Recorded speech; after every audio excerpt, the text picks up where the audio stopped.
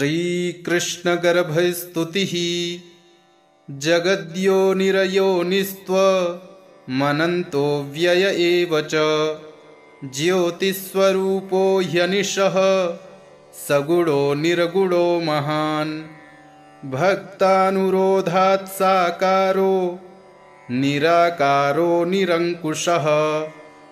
निर्व्यूहो निखिलाधारो निशङ्को निरुपद्रवः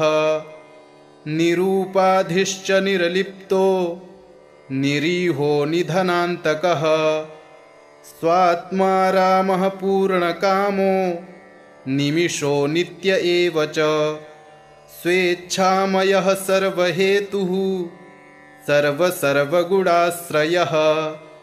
सर्वदो दुःखदो दुर्गो दुर्जनान्तक एव च सुभगो दुर्भगो वाग्मी दुराराध्यो दुरत्ययः वेदहेतुश्च वेदश्च वेदाङ्गो वेदविद्विभुः इत्येवमुक्त्वा देवाश्च प्रणम्याश्च मुहुर्मुहुः हर्षाश्रुलोचनाः सर्वे ववृषुः कुसुमानि च 42 प्रातरुत्थाय यः पठेत् दृढां भक्तिं हरेर्दास्यं लभते वाञ्छितं फलम् इत्येवं स्तवनं कृत्वा देवास्ते स्वालयं ययुः बभूव जलवृष्टिश्च निश्चेष्टा मथुरापुरी जगद्योनिरयोनिस्त्वमनन्तो व्यय एव च ज्योतिस्वरूपो ह्यनिशः सगुणो निर्गुणो महान् भक्तानुरोधात् साकारो निराकारो निरङ्कुशः निर्व्यूहो निखिलाधारो निशङ्को निरुपद्रवः निरूपाधिश्च निरलिप्तो निरीहो निधनान्तकः स्वात्मा रामः पूर्णकामो निमिषो नित्य एव च स्वेच्छामयः सर्वहेतुः सर्वगुणाश्रयः सर्वदो दुःखदो दुर्गो दुर्जनान्तक एव च सुभगो दुर्भगो वाग्मी दुराराध्यो दुरत्ययः वेदहेतुश्च वेदश्च वेदाङ्गो वेदविद्विभुः इत्येवमुक्त्वा देवाश्च प्रणम्याश्च मुहुर्मुहुः हर्षाश्रुलोचनाः सर्वे ववृषुः कुसुमानि च 42 प्रातरुत्थाय यः पठेत् दृढां भक्तिं हरेर्दास्यं लभते वाञ्छितं फलम् इत्येवं स्तवनं कृत्वा देवास्ते स्वालयं ययुः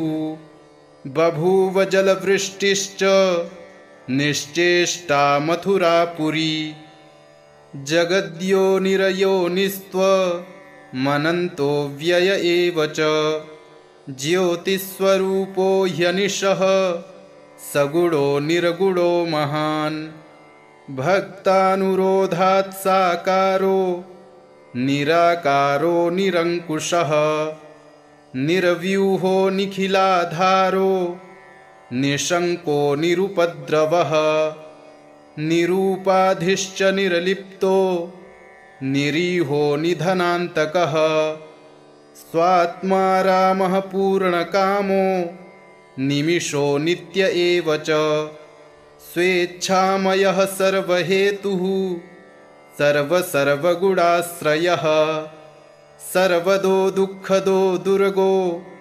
दुर्जनान्तक एव च सुभगो दुर्भगो वाग्मी दुराराध्यो दुरत्ययः वेदहेतुश्च वेदश्च वेदाङ्गो वेदविद्विभुः इत्येवमुक्त्वा देवाश्च प्रणम्याश्च मुहुर्मुहुः हर्षाश्रुलोचनाः सर्वे ववृषुः कुसुमानि च 42 प्रातरुत्थाय यः पठेत् दृढां भक्तिं हरेर्दास्यं लभते वाञ्छितं फलम् इत्येवं स्तवनं कृत्वा देवास्ते स्वालयं ययुः बभूव जलवृष्टिश्च निश्चेष्टा मथुरापुरी जगद्योनिरयोनिस्त्वमनन्तो व्यय एव च ज्योतिस्वरूपो ह्यनिशः सगुणो निर्गुणो महान् भक्तानुरोधात् साकारो निराकारो निरङ्कुशः निर्व्यूहो निखिलाधारो निशङ्को निरुपद्रवः निरूपाधिश्च निरलिप्तो निरीहो निधनान्तकः स्वात्मा रामः पूर्णकामो निमिषो नित्य एव च स्वेच्छामयः सर्वहेतुः सर्वसर्वगुणाश्रयः सर्वदो दुःखदो दुर्गो दुर्जनान्तक एव च सुभगो दुर्भगो वाग्मी दुराराध्यो दुरत्ययः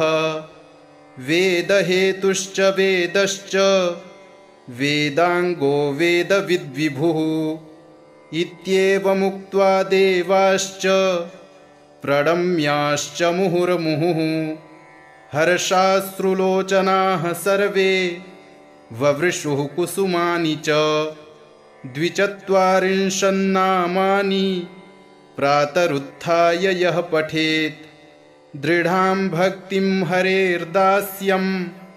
लभते वाञ्छितं फलम् इत्येवं स्तवनं कृत्वा देवास्ते स्वालयं ययुः बभूव जलवृष्टिश्च निश्चेष्टा मथुरापुरी जगद्योनिरयोनिस्त्वमनन्तो व्यय एव च ज्योतिस्वरूपो ह्यनिशः सगुणो निर्गुणो महान् भक्तानुरोधात् साकारो निराकारो निरङ्कुशः निर्व्यूहो निखिलाधारो निशङ्को निरुपद्रवः निरूपाधिश्च निरलिप्तो निरीहो निधनान्तकः स्वात्मा रामः पूर्णकामो निमिषो नित्य एव च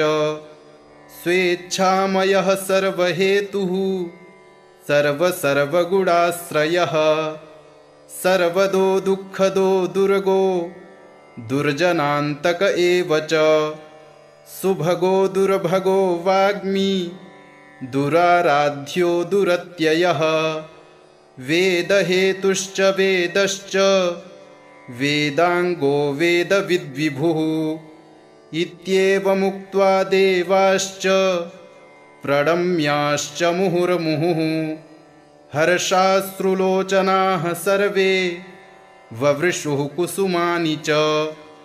42 प्रातरुत्थाय यः पठेत् दृढां भक्तिं हरेर्दास्यं लभते वाञ्छितं फलम् इत्येवं स्तवनं कृत्वा देवास्ते स्वालयं ययुः बभूव जलवृष्टिश्च निश्चेष्टा मथुरापुरी इति श्रीब्रह्मवैवर्तमहापुराणे श्रीकृष्णजन्मखण्डे देवकृतं गर्भस्तुतिः सम्पूर्णम्।